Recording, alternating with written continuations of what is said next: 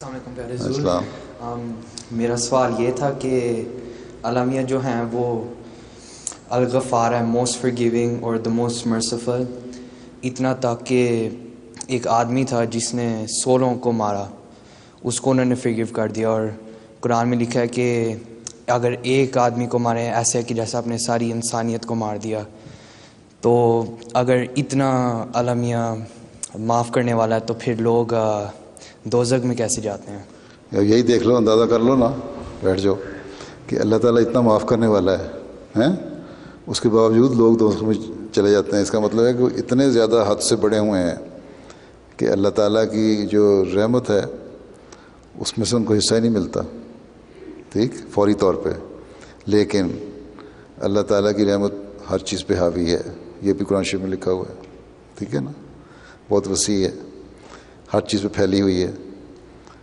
اس لیے اللہ تعالیٰ کہتا ہے کہ ایک وقت آئے گا جب دوزخ بالکل خالی ہو جائے گی اور ساری جنت میں چلے جائیں گے.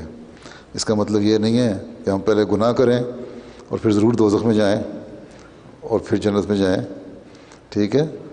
اللہ تعالیٰ نے فرمایا کہ یہ نیکی کا راستہ، یہ برائی کا راستہ ہے. تم لوگ میری رحمت سے حصہ لیتے رہو گے اگر نیکیاں کرتے رہو گے، ٹھیک. اور یہ فیصلہ اللہ تعالیٰ نے کرنا ہے، ہمیں نہیں پتہ، کوئی انسان نہیں کر سکتا. 2 شخص تھے، ایک نمازیں نہیں پڑھتا تھا یا گناہ کرنے والا تھا، ایمان نہیں لانے والا تھا، صحیح طرح ایمان پہ قائم نہیں تھا. دوسرا شخص تھا، وہ اپنے آپ کو بڑا نمازی سمجھتا تھا. تو اس نے، دونوں کی آپس میں گفتگو ہو رہی تھی. اس نے کہا کہ تم ایسے ویسے برائیاں، جس میں برائیاں تھیں اس کو اس نے بہت برا بھلا کہا کہ تم دوزخ میں جاؤ گے، اور دیکھو میں بڑا نیک ہوں، میں جنت میں جاؤں گا. اب یہ تو کسی کو نہیں پتہ کس نے دوزخ میں جانا ہے کس نے جنت میں جانا ہے، کیونکہ اللہ تعالیٰ تو وفات کے بعد اللہ تعالیٰ نے فیصلہ کرنا ہے نا ہر انسان کا. خیر، فوت ہو گئے دونوں، پہنچے اللہ تعالیٰ کے حضور. اس پہ یہ بھی کہ اللہ تعالیٰ نے اس کو کہا، جو یہ کہتا تھا کہ میں بہت نیک ہوں، میں جنت میں جاؤں گا اور تم دوزخ میں جاؤ گے، دوسرے کو کہتا تھا تمہاری برائیاں ایسی ایسی ایسی. اللہ تعالیٰ نے اس سے کہا، اپنے آپ کو نیک سمجھنے والے کو کہا کہ تم کون ہوتے ہو یہ فیصلہ کرنے والے کہ کون جنت میں جائے گا کون دوزخ میں جائے گا؟ تمہیں اپنی نیکیوں پہ زیادہ مان ہے نا، سمجھتے ہو کہ میں بہت نیک آدمی ہوں. تو ٹھیک ہے، تمہارا اندر تکبر ہے، اور تکبر بہت بڑی برائی ہے. اس لیے اس گناہ گار کو تو میں جنت میں ڈال رہا ہوں اور تمہیں جہنم میں ڈال رہا ہوں، نیک آدمی کو. اس لیے کوشش یہ کرنی چاہیے کہ جو جو برائیاں انسان میں نہ ہوں، اللہ تعالیٰ کو راضی کرنے کی کوشش کی جائے. اللہ تعالیٰ بے نیاز بھی ہے، ٹھیک ہے، اس کو کسی کی پرواہ نہیں ہے کہ کون دوزخ میں جاتا ہے یا کس طرح نہیں جاتا. ہاں، اس کی رحمت بہت وسیع ہے.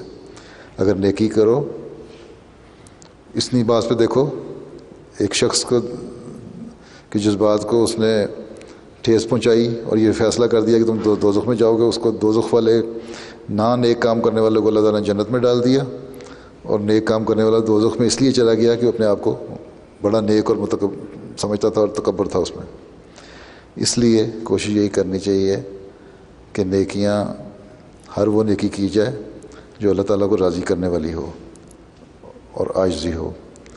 ہاں، یہ فیصلہ مرنے کے بعد ہوگا کہ کون کہاں جاتا ہے. اللہ تعالیٰ کی رحمت بڑی وسیع ہے، ٹھیک ہے. تو اس وسیع رحمت کو تو کوئی چیلنج نہیں کر سکتا. تم کہنا کیا چاہتے ہو؟ تمہارے سوال کا حل جواب مل گیا کہ نہیں؟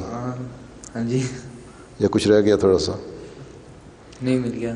ٹھیک ہے، مل گیا تو بس ٹھیک ہے. تمہارا سوال یہ تھا کہ جب اللہ تعالیٰ رحمت میں ہے تو دوزخ میں کیوں جاتے ہیں لوگ؟ بہت ہی جب انتہا کر دیتے ہیں نا گناہوں کی تب دوزخ میں جاتے ہیں، لیکن اس پہ بھی اللہ کی رحمت ہی ہے نا کہ ان کو پھر ایک وقت آئے گا جب دوزخ خالی ہو جائے گی. یہ بھی حدیث میں آیا ہے کہ دوزخ خالی ہو جائے گی اور جنت بھر جائے گی.